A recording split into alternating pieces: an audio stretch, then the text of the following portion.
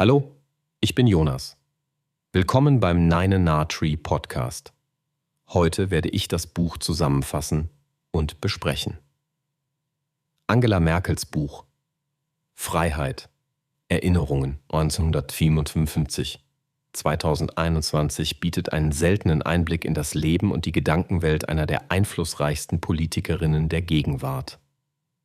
Aufgewachsen in der DDR, geprägt durch die Mechanismen eines autoritären Staates, beschreibt Merkel in ihren Erinnerungen die Entwicklung von ihrer Kindheit in Templin über das naturwissenschaftliche Studium bis zur friedlichen Revolution und den anschließenden Jahren in der deutschen und internationalen Politik.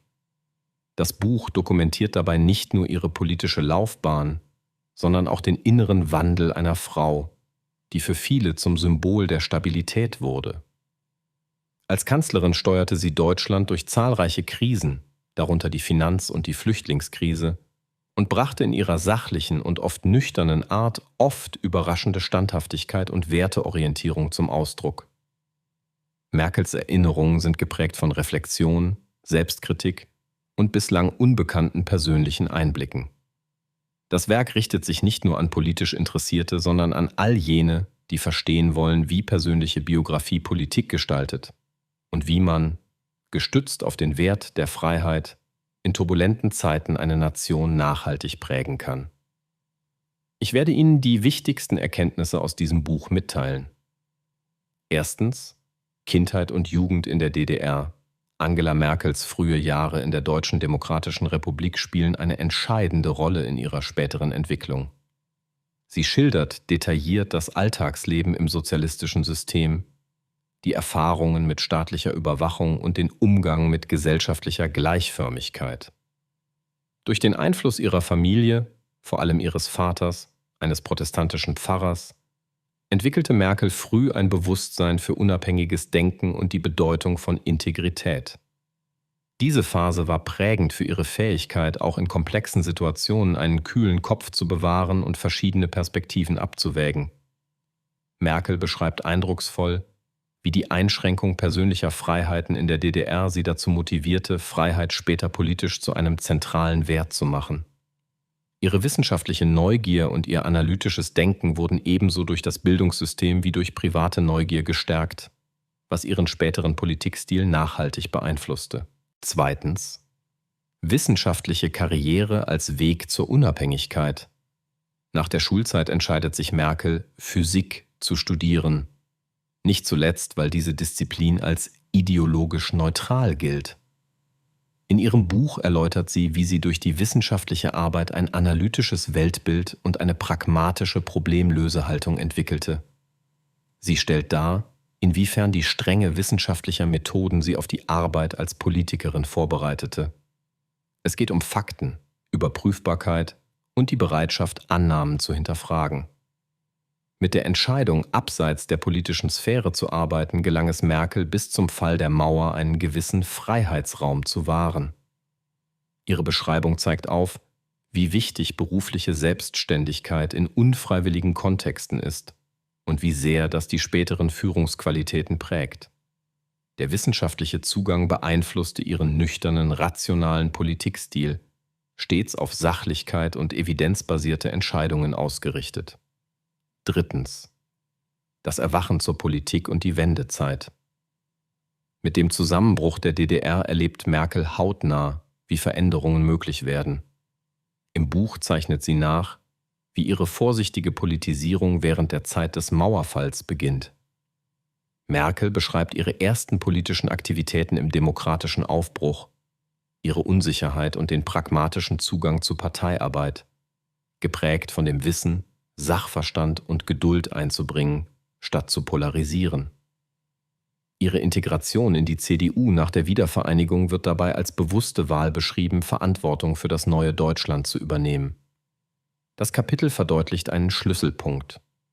Das private Streben nach Freiheit wird zu einem öffentlichen Engagement.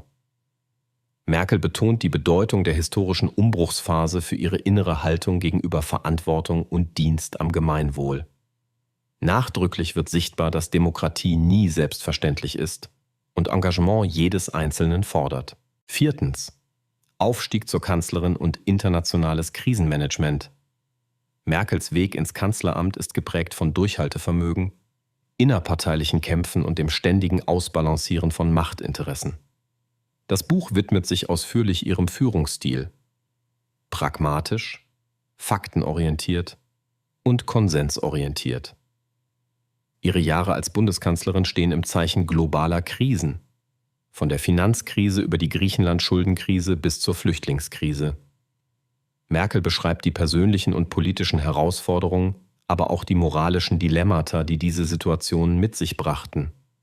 Sie schildert, wie der Wert der Freiheit stets Leitmotiv für ihr Handeln blieb, auch wenn populistische Bewegungen und internationale Konflikte grundlegende Werte in Frage stellten.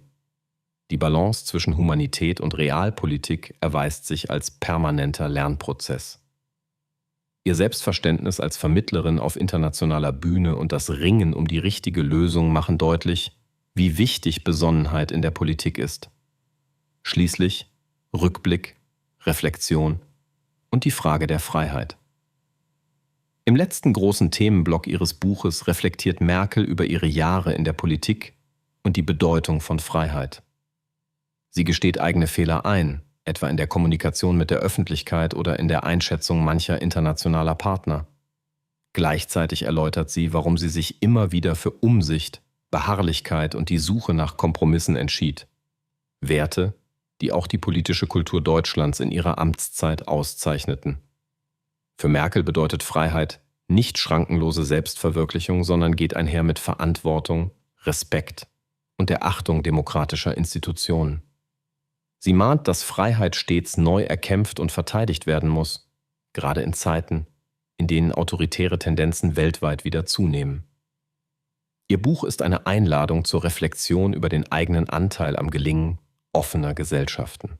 Zusammenfassend, Merkels Erinnerungen sind mehr als ein politisches Memoirenbuch.